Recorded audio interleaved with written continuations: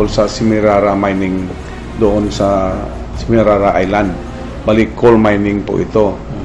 Na matagal na naming hiningi na sana mapahinto na ito dahil sa malaking distraction sa ating kalikasan at saka maraming human rights violations na ang mga local residents o yung mga native residents ay nawawala na ng mga bahay dahil pinapaalis sila, wala ng mga hanap buhay ang iba o source of livelihood dahil nasira na yung kadagatan at saka kabundukan.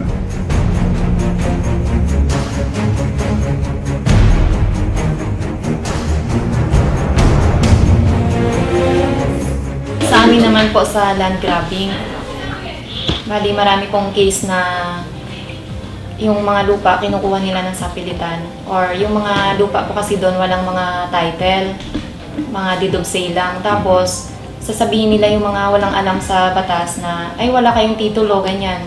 Kaysa makuha namin na wala kayong mapakinabangan, ino-offera na lang nila ng amount, 30,000 per hectare.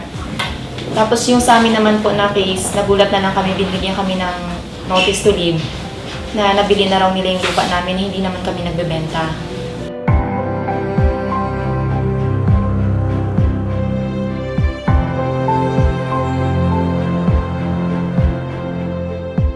Yung isang problema doon para sa amin sa mga isda, may portion po doon na tinambakan nila sa harap ng Barangay Semirara.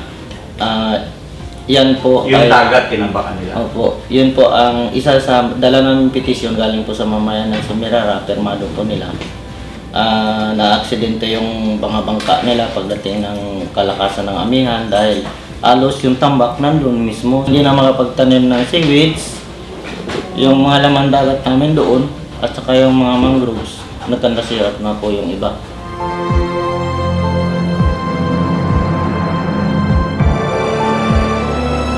Sila ba ay pwedeng magmina ng other mineral resources or what?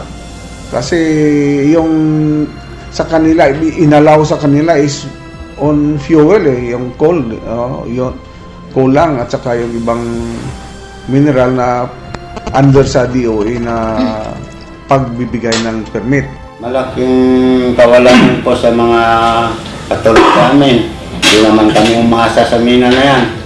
Dati nagmimina rin ako pero yun nga, naisip ko na kailangan talaga mapasara na yan kasi pag naubos yung isla, wala. Paano yung kabuhayan ng mga taga-Semirara?